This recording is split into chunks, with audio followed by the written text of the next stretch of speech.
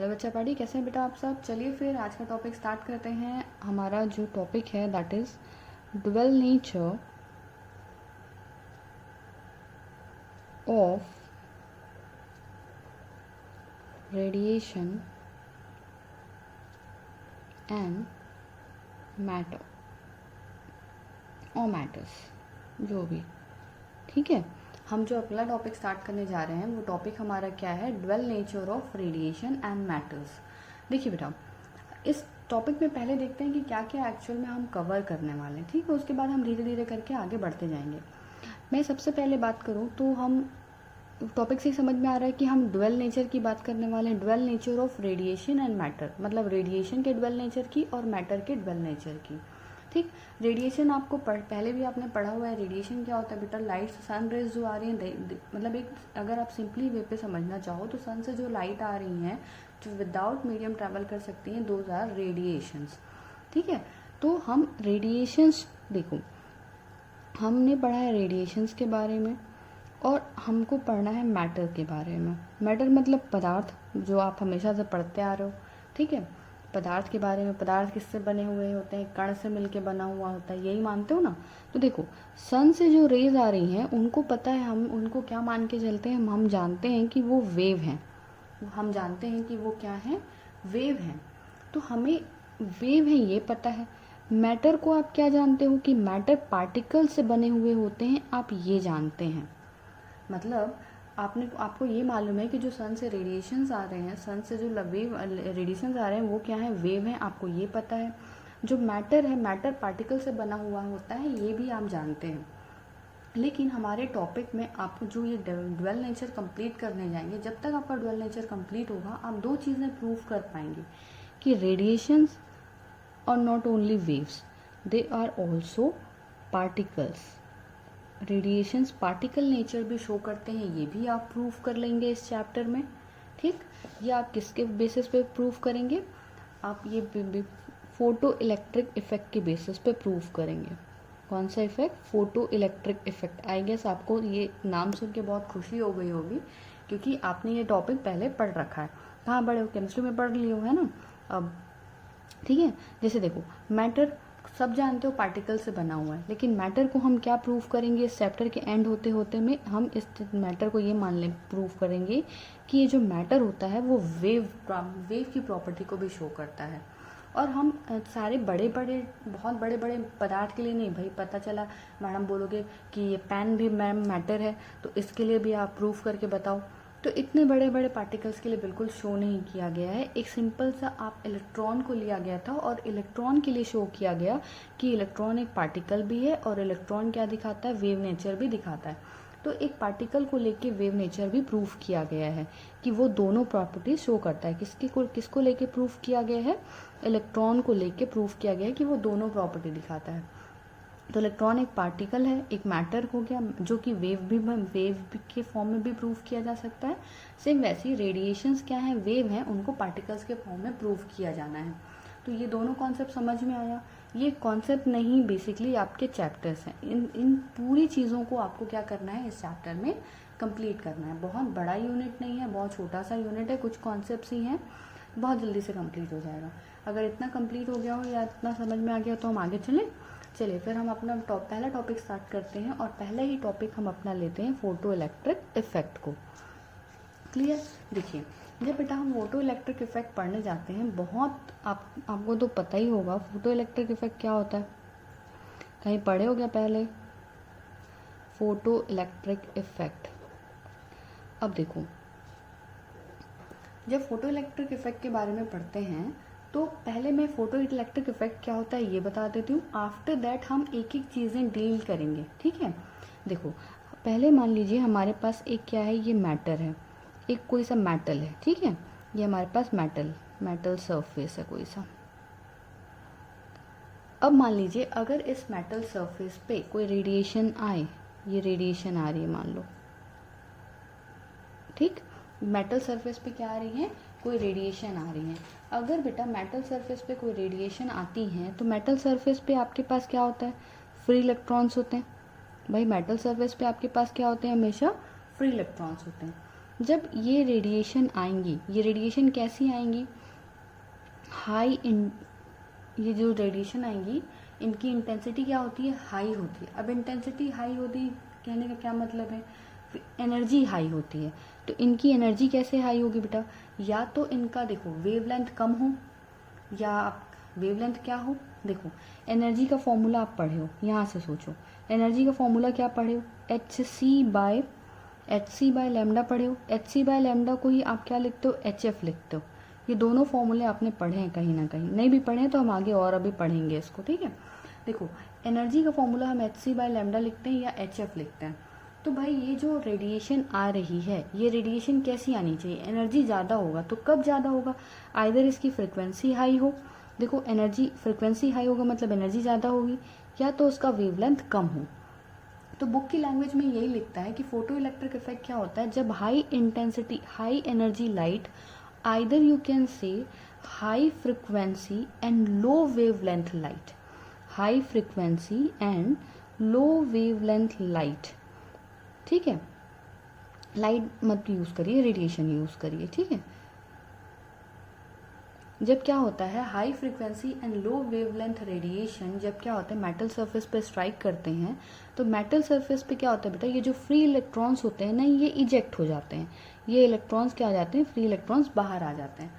तो यही इफेक्ट हमारा क्या इफेक्ट कहलाता है, फोटो इलेक्ट्रिक इफेक्ट कहलाता है। कुछ समझ में आया, ये जो इलेक्ट्रॉन्स निकल रहे हैं इसे हम क्या बोलते हैं, फोटो इलेक्ट्रॉन्स बोलते हैं। ये जो इलेक्ट्रॉन्स निकल रहे हैं इसी को हम क्या कह देते हैं, फोटो इलेक्ट्रॉन्स कह देते हैं। और ये जो पूरा इफेक्ट है ये फोटो इलेक्ट्रिक इफेक्ट कहलाता है। समझ में आई चीज़ कुछ, ठीक है।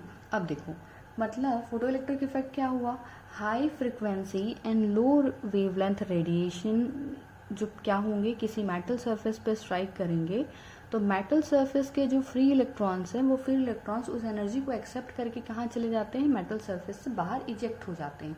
यही जो पूरा इफेक्ट है, ये पूरा इफेक्ट क्या कहलाता है, हमारा फोटो इलेक्ट्रिक इफेक्ट कहलाता है।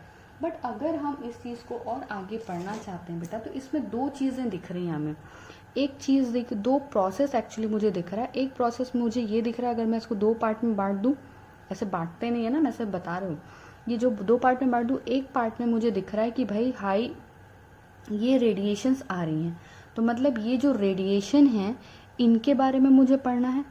और दूसरा चीज़ जो दिख रहा है ये मुझे इलेक्ट्रॉन एमिशन के बारे में पढ़ना है। दो चीज़ें दिख रही है, हम पहले अलग अलग तरीके से देखेंगे, क्योंकि ये जो फोटो इलेक्ट्रिक इफेक्ट है बेटा, इसे इसलिए देखो, हमें अगर आपको थोड़ा देर पहले जो मैंने बोला था वो याद होगा, तो ये रेडिएशन है, इन्हें हम क्या मानेंगे, वेव नहीं मान सकते। क्यों नहीं माने, वेव क्यों नहीं माना मैंने, क्योंकि भाई हम तो ऑलरेडी वेव को, रेडिएशन को वेव मानते ही हैं। हमें अभी क्या प्रूफ करना है, अभी हमें ये प्रूफ करना है कि भाई ये वेव नहीं है, ये जो रेडिएशन आ रहे हैं दिस आर पार्टिकल्स। ये किसके बने होते हैं, पार्टिकल्स के बने होते हैं। और साइंटिस्ट ने कहा भी कि भाई ये क्या है, लाइट वेव्स हैं, जो किससे बने होते हैं बेटा, फोटोन से मिलके बने होते हैं, छोटे छोटे पैकेट्स, ठीक है। छोटे छोटे किससे मिलके बने होते हैं, एनर्जी पैकेट से मिलके बने होते हैं, वेव पैकेट्स के मिलके बने होते हैं। तो अब ये दोनों चीज़ों को हमें समझना है कि भाई ये फोटॉन्स क्या थे, ये कहाँ से आ गए, और ये एक्चुअल में ये इलेक्ट्रॉन्स जो यहाँ गया वो क्या था, और एक्चुअल में फोटो इलेक्ट्रिक इफेक्ट क्या था। तो पहले इस कॉन्सेप्ट को समझते हैं। पहले थोड़ा सा दिमाग में आया कि जो रेडिएशंस हैं वो कहाँ आ रही हैं, मेटल सरफेस पे आ रही, मेटल सरफेस में जब टकराएंगी तो एक इलेक्ट्रॉन बाहर जाएगा। ये पूरा इफेक्ट क्या कहलाएगा बेटा, फोटो इलेक्ट्रिक इफेक्ट कहलाएगा। इतना समझने के बाद अब कंसंट्रेशन जाता है हमारा कहाँ पे, कि ये कॉन्सेप्ट कहाँ से आ गया, ठीक है। इस कॉन्सेप्ट को समझने के लिए बेटा पहले हम कुछ साइंटिस्ट के बारे में पढ़ना चाहेंगे, ठीक है, फिर यहाँ वापस आएंगे। चलो देखो पहले इधर पढ़ते हैं, फोटॉन्स के बारे में पढ़ते हैं। देखो क्या हुआ था, थोड़ा एक कहानी सुनो, मैं कहानी समझाती हूँ, वैसे आप ये कहानी बार बार सुनने वाले हैं, बट एक बार थोड़ा सा हम रफ इस कहानी को और सुन लेते हैं, ठीक है। देखो क्या हुआ था, सबसे पहले साइंटिस्ट कौन आए थे, न्यूटन आए थे। सबसे पहले हमारे पास कौन से साइंटिस्ट आए थे बेटा, न्यूटन आए थे। अब न्यूटन ने बोला था कि जो सबसे पहले साइंटिस्ट, मान लो न्यूटन, एक रफ वर्क है ना ये, न्यूटन आए, न्यूटन ने लाइट को क्या माना, न्यूटन ने लाइट को माना कि वो क्या है, पार्टिकल है, पार्टिकल से मिलके बनता है। उसके बाद कौन आ गए, हाइगन्स आ गए। हाइगन्स ने लाइट को क्या माना, लाइट को माना कि वो वेव है, ठीक। फिर मैक्सवेल आ गए, मैक्सवेल्स ने बोला कि भाई जो लाइट है वो वाकई में क्या है, इलेक्ट्रोमैग्नेटिक वेव है, इलेक्ट्रोमैग्नेटिक वेव है। तो ये 3 साइंटिस्ट आ गए। अब इनके बाद चौथे साइंटिस्ट आए, चौथे नहीं एक्चुअली बहुत सारे साइंटिस्ट आए, ठीक है। एक मैक्स प्लैंक क्वांटम थ्योरी आती है। इन थ्योरी के बाद में 2-3 थ्योरी आती है। एक थ्योरी आती है हमारी किसकी, सर आइंस्टीन की, ठीक है। एक थ्योरी किसकी आती है हमारी, सर जो हैं आइंस्टीन की थ्योरी। उसके बाद सर आइंस्टीन की थ्योरी के बाद में हमारे पास कौन सी थ्योरी आती है, मैक्स प्लैंक थ्योरी। चलो मैं लिख ही देती हूँ नाम, कि एक आती है मैक्स प्लैंक थ्योरी आती है, फिर हमारे पास सर आइंस्टीन थ्योरी आती है, फिर उसके बाद में क्या बोलते हैं हमारे पास नंबर ऑफ थ्योरी आ जाती है। ये सारी थ्योरी ने क्या माना, लाइट को अगेन पार्टिकल माना।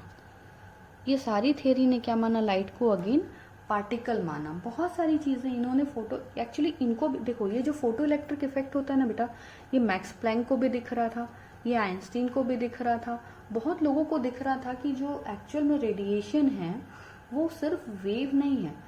जो लाइट है वो वेव नेचर नहीं दिखाती। लाइट एक्चुअली में बहुत छोटे छोटे पार्टिकल से मिलके बनी है, और उन पार्टिकल्स को मैक्स प्लैंक ने क्या कहा, आइंस्टीन ने बोला था कि वो क्या हैं, जो पार्टिकल्स हैं वो एनर्जी पैकेट्स हैं। इन्होंने भी वही कहा कि वो एनर्जी पैकेट्स हैं, छोटे छोटे एनर्जी पैकेट्स हैं, बंडल ऑफ एनर्जी हैं। आइंस्टीन ने भी बोला वो क्या है, एनर्जी पैकेट्स हैं, और लाइट इन्हीं सब से मिलके बनता है। तो मतलब इन लोगों ने क्या कहा, ये सारे साइंटिस्ट क्या कर रहे थे, लाइट को अगेन पार्टिकल मांग रहे थे। तो मतलब देखो कैसी टाइप की युद्ध छिड़ गई थी इन लोगों के बीच में। न्यूटन लाइट पार्टिकल है, हाइगन्स लाइट वेव है, मैक्सवेल लाइट वेव है। अब ये 2 भाई साहब आ गए, ये दोनों फिर से बोल रहे हैं कि नहीं तुम लोग सब मत लड़ो, लाइट जो है वो पार्टिकल है। इतनी बहस होने के बाद हम अभी जो कॉन्सेप्ट पढ़ने जा रहे हैं, जो हम पढ़ रहे हैं फोटो इलेक्ट्रिक इफेक्ट। हम जो क्या पढ़ रहे हैं बेटा, फोटो इलेक्ट्रिक इफेक्ट। ये इफेक्ट बेसिकली जो है ना वो दिया गया सबको, या ये बोल सकते हो ये दिख सबको रहा था। मैक्स प्लैंक को भी ये दिख रहा था कि अगर लाइट को, रेडिएशन को जब हम किसी मेटल सरफेस पे स्ट्राइक करा रहे हैं तो उससे इलेक्ट्रॉन निकल सकते हैं, और ये तभी होगा जब हम क्या माने, ये तभी होगा, कब होगा, जब हम क्या माने, इसको वेव ना मान के पार्टिकल माने। खुद सोचो, एक बॉल पकड़ो, ऐसे एक पत्थर ऐसे फेंक के मारो, तो एक पत्थर ऐसे फेंक के मारोगे तो वो पत्थर दूसरे पत्थर को लेके चला जाता है ना। सेम वैसी टाइप का कॉन्सेप्ट। और अगर एक ऐसी सीधी सी वेव आ रही होगी तो वो वेव उतनी एनर्जी देगी क्या, नहीं, जितना ये पार्टिकल्स के रूप में जब आएंगे ना, धम धम धम धम स्ट्राइक करेंगे और उसको निकालते जाएंगे, उसकी एनर्जी को बढ़ाते जाएंगे। तो ऐसा ये सारे साइंटिस्ट का मानना था। तो मतलब photo electric effect Max Planck को भी दिखा और आइंस्टीन को भी दिखा, बट हम इसमें नाम आइंस्टीन सर का यूज करते हैं। द रीजन इज, थोड़ी देर बाद बताती हूँ, सब अभी बता दूंगी तो समझ में कैसे आएगा, ठीक है। एक्चुअली आइंस्टीन सर ने क्या हुआ था, आइंस्टीन सर ने ना इक्वेशन जनरेट कर लिया था। ये थोड़ा ज़्यादा दिमागदार थे, इन्होंने बस सोचा समझा, पर इन्होंने कोई इक्वेशन जनरेट नहीं किया। आइंस्टीन सर ने क्या किया ना, इक्वेशन जनरेट कर दिया, जिनके कारण उनको नोबेल मिल गया, ठीक है। तो इसलिए आइंस्टीन सर का नाम फोटो इलेक्ट्रिक इफेक्ट के लिए आता है, बाकी लोगों का नाम नहीं आता। मैक्स प्लैंक थ्योरी अगर आपको पूछा जाएगा तो ब्लैक बॉडी रेडिएशन के लिए मैक्स प्लैंक का जो एक्सपेरिमेंट था वो था आपका ब्लैक बॉडी रेडिएशन। कभी कभी पूछा जाता है, तो आप ध्यान रख लेना कि ये ब्लैक बॉडी रेडिएशन पे इन्होंने एक्सपेरिमेंट किया था, ठीक है। तो मैक्स प्लैंक थ्योरी किसके लिए, ब्लैक बॉडी रेडिएशन के लिए, Einstein theory photo electric effect के लिए। दोनों एक ही चीज़ है, दोनों में इन्होंने वही बोला कि रेडिएशन जो है वो फोटॉन से मिलके बने हुए हैं, और दोनों कहीं ना कहीं फोटो इलेक्ट्रिक इफेक्ट ही दिखा रहे थे। कुछ समझ में आया रिले का लोग? चलो आगे देखते हैं। तो अब फाइनली हमें ये समझ में आ गया कि भाई जो लाइट है, ठीक। अब देखो मैं थोड़ा सा लिख ली थी आप लोग के लिए ताकि हमारा टाइम थोड़ा बच जाए। पहला कॉन्सेप्ट जो हमें अभी तक समझ में आया वो मैक्स प्लैंक के बेसिस पे और सर आइंस्टीन की बेसिस पे, सॉरी, कि जो लाइट है, light consist of particle called photons. Wave packets किसने बोला था, वेव पैकेट्स बोला था इसे मैक्स प्लैंक ने। मैक्स प्लैंक ने इसको क्या बोला था बेटा, इनको बोला था कि ये वेव पैकेट्स हैं, जो लाइट है लाइट पार्टिकल से मिलके बनी है, और वो पार्टिकल को हम क्या बोलते हैं, फोटॉन्स बोलते हैं। फोटॉन्स एक्चुअली में क्या होता है ना, एक छोटा सा पार्टिकल नहीं होता, those are bundle of energy, है ना, इतना तो पढ़े ही हो। तो उसी जो बंडल ऑफ एनर्जी को मैक्स प्लैंक ने बोला था वेव पैकेट्स। एनर्जी पैकेट्स बोला किसने, सर आइंस्टीन ने बोला। ठीक, कई लोगों ने क्वांटा कहा, बहुत सारे लोगों को दिख रहा था, सेम एक्सपेरिमेंट बहुत लोग कर रहे थे, बट ये दो लोगों का नाम ज़्यादा उभर के आ गया। ठीक, तो एक्चुअल में अब ये फोटोन होता क्या है, ये फोटोन देखो, कुछ कभी कभी फोटोन की प्रॉपर्टी डेफिनेटली पता होनी चाहिए आपको, क्योंकि चैप्टर का शुरुआत है, इसलिए मैंने कुछ फोटोन्स, क्योंकि हम फोटोन की बात कर रहे थे, मैंने प्रॉपर्टीज इंक्लूड कर दी है। ठीक है, देखिए फोटोन की पहली प्रॉपर्टी ये बेटा कि फोटोन देखो रेडिएशन के साथ आ रहा है, मतलब वो वेव के वो ट्रैवल कर रहा है। ठीक, तो travelling mass of photon is not defined. ठीक, mass of photon is not defined, the rest mass of photon is defined and it is equals to 0. I am talking about the rest mass, मतलब photon को rest पे ले आओ, पकड़ के रख लो चुपचाप एक जगह पे बैठा लो उसको, अगर वो बैठ गया उसका रेस्ट मास, तो उसका रेस्ट मास डेफिनेटली आप बता सकते हो कि रेस्ट मास उसका 0 है। बट फोटोन अगर मूव कर रहा है तो मूविंग कंडीशन पे आप उसका मास नहीं बता सकते। ठीक, पहला प्रॉपर्टी। सेकेंड प्रॉपर्टी फोटोन की ये कहती है कि भाई जो भी प्रोटॉन है, जो भी प्रोटॉन्स हैं, हर एक प्रोटॉन बेटा किस कौन से स्पीड से ट्रैवल करता है, कि वो लाइट स्पीड से ही ट्रैवल करता है। भाई लाइट ही तो है, अब लाइट फोटॉन से मिलके बना है, तो फोटॉन की जो स्पीड होगी वही तो लाइट की स्पीड होगी, सीधी सी बात है ना, कोई रॉकेट साइंस तो नहीं है यहाँ पे। अब देखो नेक्स्ट देखते हैं, ये समझ में आया कि फोटोन की जो स्पीड है वो किसकी स्पीड के बराबर है, लाइट की स्पीड के बराबर है। फोटोन का खुद का कोई मास नहीं होता, उसका मास होता नहीं है, नहीं डिफाइन नहीं किया गया है। फोटोन का जो मास है वो डिफाइन नहीं किया गया है, फोटोन का रेस्ट मास डिफाइंड है, और वो कितना है बेटा, 0 है। तो ये दोनों चीज़ें समझ में आ गई। थर्ड प्रॉपर्टी, फोटोन में कोई चार्ज नहीं होता, photon does not have any charge, जैसे इलेक्ट्रॉन का नेगेटिव लिखते हो, है ना, और वैसे ही समझ लो जो फोटॉन्स होते हैं, फोटॉन्स का कोई चार्ज नहीं होता। फोटॉन्स करते करते प्रोटॉन्स मत कर देना, निकल जाता है मुंह से कभी कभी, ठीक है, और अगर मेरे मुंह से निकल जाए तो थोड़ा तुम लोग कंसिडर कर लेना। देखो नेक्स्ट देखते हैं fourth, each photon has definite energy and definite momentum. अब ये कैसे हो गया भैया, अभी थोड़ी देर पहले तो बोला फोटोन क्या है, पार्टिकल है, और अगर कोई चीज़ पार्टिकल है तो उसका मोमेंटम भी होगा और उसकी एनर्जी भी होगी। Am I clear? अगर कोई देखो फोर्थ प्रॉपर्टी कह रही है कि ईच फोटोन, हर एक फोटोन का एक डेफिनेट एनर्जी होगी और डेफिनेट उसका क्या होगा बेटा, मोमेंटम होगा। तो डेफिनेट एनर्जी क्यों होगी, डेफिनेट मोमेंटम क्यों होगा, क्योंकि भाई हमने माना ही है उसको, सारे साइंटिस्ट ये मान के, ये फोटो इलेक्ट्रिक थ्योरी मानी किस बेसिस पे गई है कि फोटोन को मतलब उससे पार्टिकल माना गया है, तो पार्टिकल में है अगर वो, तो मतलब उसकी एक डेफिनेट एनर्जी होगी और उसका क्या होगा बेटा, एक डेफिनेट मोमेंटम होगा। समझ में आ रही चीज़? ठीक है बेटा, देखिए तो पहला हमने बोला कि एक इसके पास क्या है, एनर्जी भी आ रही है, और हमारे पास क्या आ रही है, जो फोटोन है, फोटोन की एक फिक्स एनर्जी भी होती है और फोटोन का एक फिक्स मोमेंटम भी होता है। तो मोमेंटम के जो वैल्यू हम लेते हैं दैट इज हम लेते हैं h/λ, और एनर्जी की जो हम वैल्यू लेते हैं बेटा वो लेते हैं हम hc/λ। ठीक है, ये साइंटिस्ट लोग ऑलरेडी दे के चले गए, अभी ये मत पूछना मैडम ये दोनों वैल्यूज़ कहाँ से आई। ठीक है, तो ये दोनों वैल्यूज़ आपकी ऑलरेडी गिवन है। अब यहाँ पे देखो hc/λ, तो इसको आप अलग तरीके से भी लिख सकते हो। सबको कैसे अलग तरीके से लिख सकते हो, फॉर्मूला आपने पढ़ा हुआ है, that velocity is equals to आपका लैम्डा इंटू एफ, ये फॉर्मूला सब पढ़ के रखे हो। यहाँ से अगर f निकालना चाहो तो क्या लिख सकते हो, वेलोसिटी बाय लैम्डा। और आपको पता है जो फोटोन का क्या होता है, फोटोन में जो स्पीड होती है वो c के बराबर होती है, तो इसको लिख सकते हो c/λ। ये c/λ उठा के यहाँ पे पुट कर दो, तो एनर्जी की आप एक और इक्वेशन लिख पाओगे, that is h into f. तो हमारे पास एनर्जी की दो इक्वेशन आ गई, is equals to hf, E is equals to hc/λ, और momentum is equals to hc/λ। तो ये बेसिकली हमारे पास 3 फॉर्मूले आ गए हैं। हमारे पास कितने फॉर्मूले आ गए बेटा, 3 फॉर्मूले, जो हम अपने न्यूमेरिकल्स में या आगे यूज़ कर सकते हैं। इनके अलावा भी अब देखो h की वैल्यू तो आप सभी को पता ही है कि h की वैल्यू क्या होती है, 6.63। आई एम गेसिंग कि आप केमिस्ट्री में ये सारी चीज़ें पढ़ चुके हैं, नहीं पढ़े तो बताइएगा। ठीक है। एच की वैल्यू होती है 6.63 इंटू जूल इंटू सेकेंड, ये यूनिट होती है। इस वैल्यू को अगर आप एनर्जी के फॉर्मूले में रखते हैं तो देखो C is equal to 3.8, 3 into 10⁸ metre per second, ये वैल्यू रख लेना। लैम्डा की वैल्यू आप अगर हम ये वैल्यू रखते हैं तो इसकी वैल्यू आती है 12400 if you are keeping lambda in angstrom electron volt, ये वैल्यू आती है ई की। अगर आप इसको नैनोमीटर में भी रख सकते हैं, तो जब आप इसको नैनोमीटर में रखते हैं लैम्डा को, इफ़ आर कीपिंग नैनोमीटर, तो ये वैल्यू आपकी क्या आती है, इलेक्ट्रॉन वोल्ट। इतनी इलेक्ट्रॉन वोल्ट आती है आपकी ये वैल्यूज, ठीक है। तो ये दो फॉर्मूलेज हैं बेटा, इतने फॉर्मूलेज आपको याद रखने हैं, क्योंकि इन्हीं फॉर्मूलेज के बेसिस में हम क्या करेंगे, आगे के हमारे कैलकुलेशंस करने वाले हैं। कुछ समझ में आ रहा है, ठीक। तो यहाँ पे आप नैनोमीटर में रख सकते हैं, यहाँ पे आप एंगस्ट्रॉम में रख सकते हैं। तो ये दोनों प्लान्स, ये दोनों किसकी हो गई, नेक्स्ट हमारा अजम्पशन हो गया। इस अजम्पशन के बाद हम अपना अगला अजम्पशन देखते हैं। अगला अजम्पशन हमारा फोटोन के बारे में ये कहता है कि बेटा कि जैसे देखिए, जो भी फोटॉन्स में कॉलिजन होंगे वो सारे कॉलिजन्स कैसे होंगे, इलास्टिक इन नेचर होंगे, ठीक।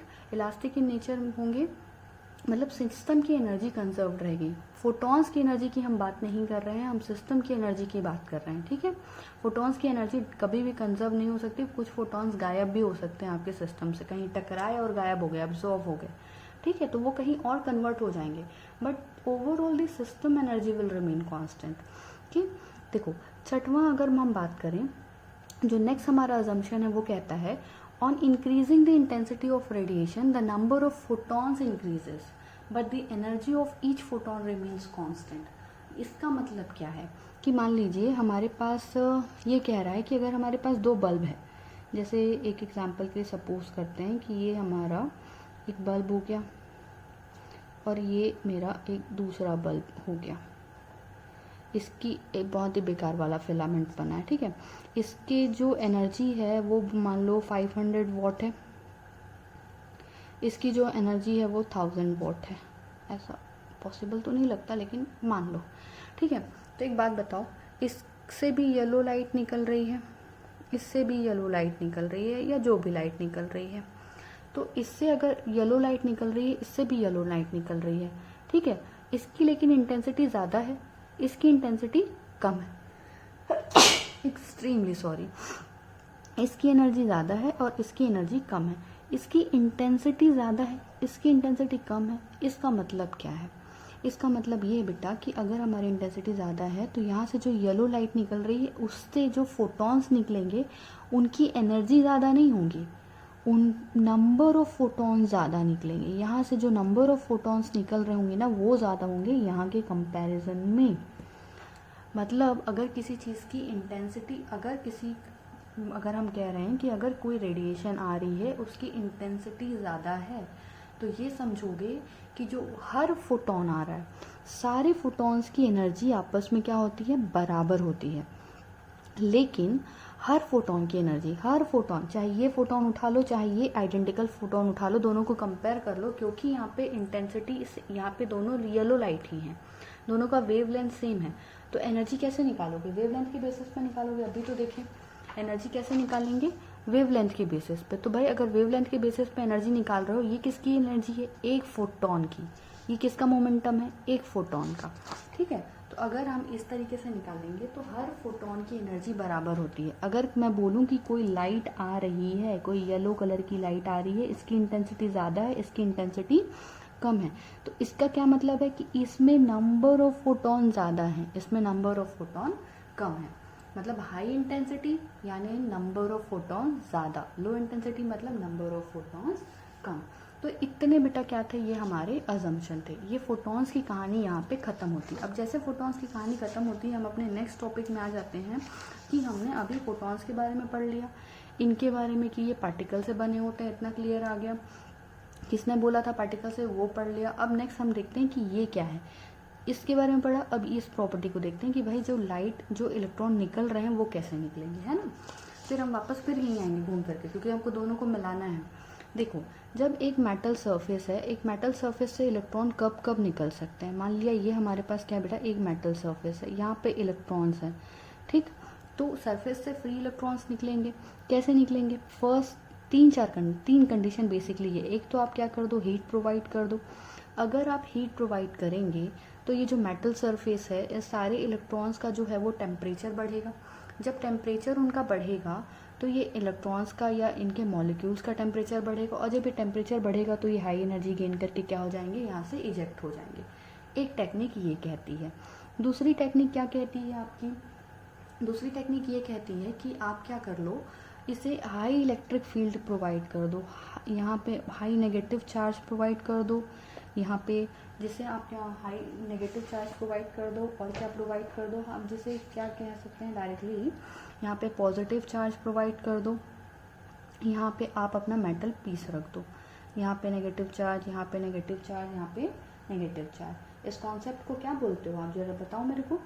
फील्ड एमिशन बोलते हैं ना इस कॉन्सेप्ट को। हम क्या बोलते हैं? हम इस कॉन्सेप्ट को फील्ड एमिशन की, इसे हम क्या रख देते हैं यहाँ पे, इसे हाई इलेक्ट्रिक फील्ड वाले एरिया में रख देते हैं। जब हाई इलेक्ट्रिक फील्ड वाले एरिया में रखोगे तो क्या हो जाएगा, हाई इलेक्ट्रिक फील्ड के कारण यहाँ से इलेक्ट्रिक फील्ड जाएगी और यहाँ से इलेक्ट्रॉन एमिट होने लगते हैं, यानी फील्ड एमिशन होने लगता है। ये कॉन्सेप्ट भी डिटेल में अगर आपने नहीं पढ़ा हो तो प्लीज़ लेट मी नो, हम फिर डिटेलिंग में जाएंगे। थर्ड कॉन्सेप्ट हमारा क्या कहता है कि अगर कोई मेटल सरफेस है और इसमें हमारे क्या हो रहे हैं, इलेक्ट्रॉन्स ऐसे रेडिएशंस आ रहे हैं, ये क्या आ रही है हमारी, रेडिएशंस आ रही हैं। तो ये जो रेडिएशंस जब आएंगे तो ये रेडिएशंस की एनर्जी को ये एक्सेप्ट करेंगे और यहाँ पे क्या हो जाएंगे, एमिट कर जाएंगे।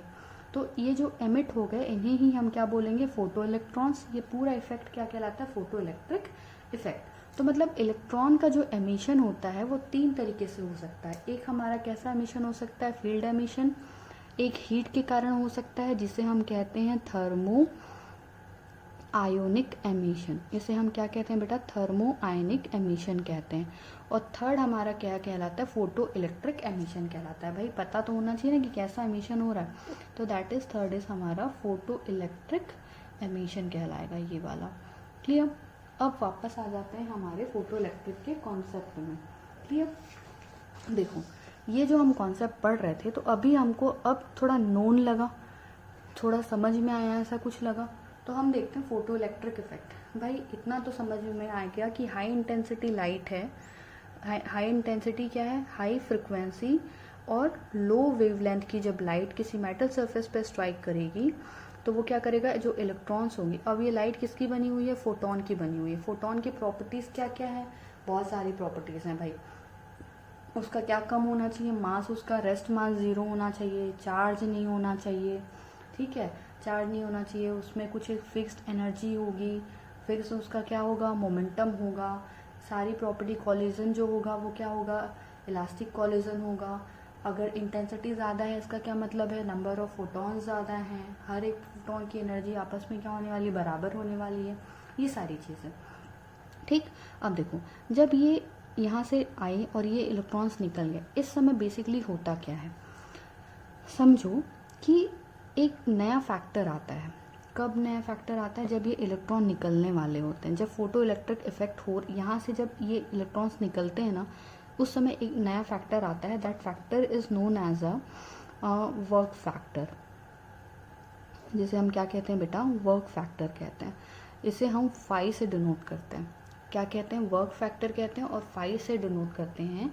ये जो वर्क फैक्टर होता है ना, ये मिनिमम अमाउंट ऑफ एनर्जी होता है, minimum amount of energy that is required, minimum amount of energy that is required, minimum amount of energy that is required by an electron to eject from metal surface। okay, तो मैं ये बोल रहा हूँ कि जो वर्क फैक्टर है phi जो है वो मिनिमम अमाउंट ऑफ एनर्जी है, उतना एनर्जी मिलेगा तब ही ये इलेक्ट्रॉन यहाँ से जाएगा। अगर मैं बोल रहा हूँ कि इस इलेक्ट्रॉन को फाई अमाउंट ऑफ एनर्जी मिल रहा है, तब ये क्या हो जाएगा, वर्क फैक्टर के इक्वल एनर्जी अगर मिल रहा है तब ही इलेक्ट्रॉन ये कहाँ निकलेगा, बाहर निकलेगा। अदरवाइज कोई भी इंटेंसिटी की लाइट डालते रहो, अगर इसकी एनर्जी वर्क फैक्टर की एनर्जी के बराबर नहीं हो रही तो वो नहीं निकलेगा बाहर। कुछ समझ में आया? ठीक, अब देखो इसी चीज़ में क्या हुआ, सपोज करके देखो, ठीक है, मानो थोड़ा एग्जाम्पल एनालिसिस करो। अगर मैं बोलती हूँ ये जो इंटेंसिटी आ रही है इसकी एनर्जी है 8 वोल्ट, 8 इलेक्ट्रॉन वोल्ट, क्लियर। इसकी जो एनर्जी आ रही है वो कितनी है, 8 इलेक्ट्रॉन वोल्ट। अब यहाँ पे मैं थोड़ा सा समझाती हूँ फिर उसके आगे लिखेंगे। यहाँ पे मैं लिखती हूँ 5, इसका मान लो इलेक्ट्रॉन, इसका जो 5 है वर्क फैक्टर है वो 2 इलेक्ट्रॉन वोल्ट है। यहाँ पे हम लिखते हैं वेस्ट और यहाँ पे लिखते हैं हम काइनेटिक एनर्जी। अब चीज़ों को समझो, क्या होता है, कभी कभी ऐसा हो जाता है कि हम यहाँ पे वर्क फैक्टर के, अगर मैं बोलूँ कि एनर्जी इज़ ग्रेटर देन 5, तो आप क्या बोलोगे, मैडम जो एनर्जी हम दे रहे हैं वो वर्क फैक्टर से एनर्जी से ज़्यादा दे रहे हैं, मतलब जितनी एनर्जी उसको यहाँ से निकलने के लिए चाहिए उससे ज़्यादा एनर्जी हम प्रोवाइड कर रहे हैं, मतलब इलेक्ट्रॉन को डेफिनेटली निकलना ही चाहिए। लेकिन एक्चुअल में ऐसा नहीं होता, ठीक। वही मैं आपको समझाने जा रही हूँ क्यों नहीं होता, कहाँ पे दिक्कत आ जाती है, समझ में आई चीज़, ठीक। अब देखो अगर मैंने माना 8 इलेक्ट्रॉन, क्वेश्चन समझ में आया, ये क्या है, एनर्जी गिवन, ये क्या है, energy required by the electrons to eject from any system.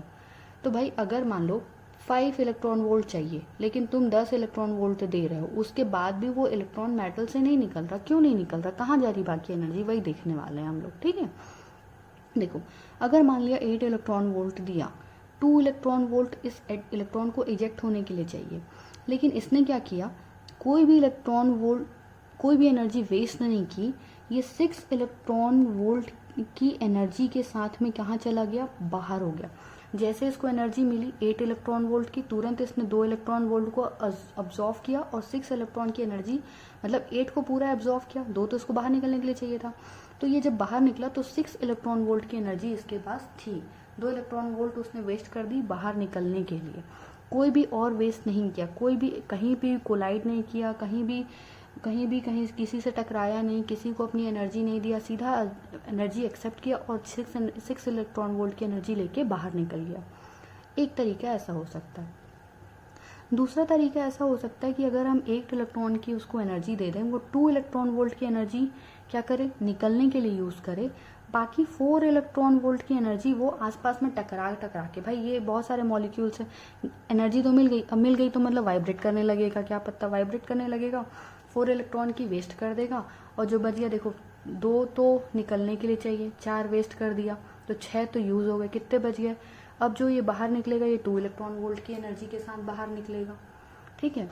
फिर अगर मान लो ऐसे ही सिस्टम चलता रहा, 8 इलेक्ट्रॉन फिर प्रोवाइड किया किसी पार्टिकल को, उसने 2 इलेक्ट्रॉन यूज़ किया और 6 इलेक्ट्रॉन वोल्ट क्या कर दिया, वेस्ट कर दिया, ठीक है। ये सब इलेक्ट्रॉन वोल्ट हैं, सारे के वी को बड़ा कर लो, अब 6 और 2 8 पूरे यूज़ कर दिए, अब इसके पास एनर्जी कितनी बच गई, काइनेटिक एनर्जी 0, तो ये 0 एनर्जी के साथ बाहर निकलेगा। अब मान लो कोई अलग ही प्राणी आ गया, उसको 2 इलेक्ट्रॉन वोल्ट निकलने के लिए चाहिए, ये इतना टकराया, इतना खेला अंदर में, इतना खेला कि ये 7 और 2 कितना हो गया, 9 इलेक्ट्रॉन वोल्ट। अब इसको बाहर इसने 7 इलेक्ट्रॉन वोल्ट तो बाहर कर दी, इसने क्या कर दिया, वेस्ट कर दी। अब ये भाई साहब बाहर जा पाएंगे क्या, नहीं जा पाएंगे, क्यों, क्योंकि 7 चाहिए तो कितनी थी, 8 ही मिली है इसको, 7 वेस्ट कर दिया, उतनी भी नहीं बची, ये एक भी नहीं बची उसके पास, यहाँ पे एक ही रह गई, 7 वेस्ट कर दिया है, उसके पास बाहर निकलने के लिए भी एनर्जी है, ये नहीं निकल पाएगा। तो ऐसा होता है, मतलब हम जितनी भी एनर्जी दे दें, इलेक्ट्रॉन्स, अगर वो इलेक्ट्रॉन्स ज़रूरी नहीं है कि वो कहाँ निकले, बाहर निकलें। यही कॉन्सेप्ट सर आइंस्टीन ने दिया था, इसी कॉन्सेप्ट को सर आइंस्टीन ने क्या किया था, फॉर्मूले में बना दिया था। और फॉर्मूले में उन्होंने कैसे लिखा, देखो यहाँ पे लिखती हूँ ताकि आप लोग को समझ में आए।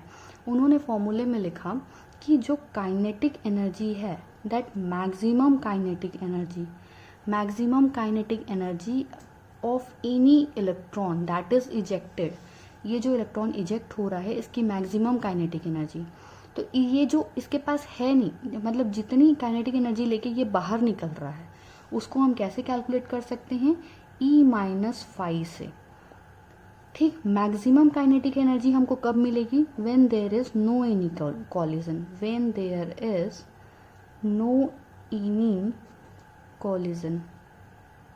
समझ में आई चीज़, कुछ बत्ती जली, एनवी सर की लैंग्वेज में बोलूँ तो चमका कहीं पे, है ना।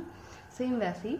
तो ये जो पैटर्न है, ये देखो खुद, अगर 8 इलेक्ट्रॉन वोल्ट सेम समय सेम तरीके की एनर्जी हमको दी गई, सेम तरीके से एनर्जी उसको रिक्वायर्ड थी कहाँ जाने के लिए, बाहर जाने के लिए, बट जो वेस्टेज है वो हर जगह में वेस्टेज ज़्यादा हुआ और जो एटम्स निकल रहे थे वो वेरिंग नेचर के निकले। एक बार जो एटम निकला वो 6 इलेक्ट्रॉन वोल्ट की मैक्सिमम एनर्जी लेके निकला, कोई एटम 2 इलेक्ट्रॉन वोल्ट की एनर्जी के साथ, कोई 0 एनर्जी के साथ, और कोई निकला ही नहीं। ठीक है, तो ये जो कंडीशन थी उसी कंडीशन को उन्होंने लिखा कि कोई एटम मैक्सिमम एनर्जी के साथ कब बाहर निकलता है। देखो 6 इलेक्ट्रॉन वोल्ट की एनर्जी के साथ एटम कब बाहर निकला, जब उसने कोई वेस्ट नहीं किया। कोई वेस्ट नहीं किया मतलब उसने जब कहीं भी कॉलिजन नहीं किया तब वो इतनी एनर्जी के साथ बाहर निकला। इसी को उन्होंने इक्वेशन में कन्वर्ट कर दिया। देखो मैक्सिमम काइनेटिक एनर्जी जिसके साथ कोई पार्टिकल बाहर निकलता है, that is given by the energy of the system, energy of total energy of the radiation energy and minus phi is work factor, मतलब जितनी एनर्जी उसको मिनिमम चाहिए थी उतना, दोनों को माइनस कर दो और निकाल दो। ठीक, इसको और भी लिखना चाहो तो लिख सकते हो, इज इक्वल्स टू जितने फॉर्मूले मिले हैं आप सारे पुट कर सकते हैं। इज इक्वल्स टू आप लिखे हो HC बाय लैम्डा माइनस 5 लिख सकते हो। इज इक्वल्स टू आप लिखे हो HF माइनस 5, आप ये इक्वेशन भी लिख सकते हैं। इस साइड में आएगा आपका काइनेटिक एनर्जी मैक्सिमम। ठीक, और कोई फॉर्मेट में मत लिखना माइनस प्लस करके, this is the only format you can write. Okay, कई लोग ऐसा लिखते हैं HF is equals to 5 plus kinetic energy, ना रे भैया, maximum kinetic energy is equals to HF minus 5 E minus 5। ठीक, ये पैटर्न में आपको लिखना है। तो ये बेटा यही हमारा फाइनली क्या है, फोटो इलेक्ट्रिक इफेक्ट है। फोटो इलेक्ट्रिक इफेक्ट में पढ़ना तो सिंपल सी एक ही चीज़ थी, बहुत सारी क्या थी, प्रॉपर्टी थी। अगर आपको अभी भी समझ में नहीं आ रहा हो कि आपको क्या लिखना है इन द एग्जामिनेशन, ठीक, तो आपको फोटो इलेक्ट्रिक इफेक्ट के बारे में लिखना है। फोटो इलेक्ट्रिक इफेक्ट आप वही समझाएंगे कि भाई कैसे रे आती, कैसे टकराती है, कैसे इलेक्ट्रॉन्स निकलते हैं। ये साइंटिस्ट का, इनका आइंस्टीन सर का ये इक्वेशन आपको दिखाना है। फोटॉन्स की प्रॉपर्टी डेफिनेटली आप लिख सकते हैं depending upon the marks of the question. Am I clear? ठीक है बेटा, तो फिर आज की क्लास हम यहीं खत्म करते हैं। नेक्स्ट क्लास में फिर हम आपसे फिर से मिलेंगे अगले टॉपिक के साथ। तब तक के लिए पढ़ते रहिए। Bye bye.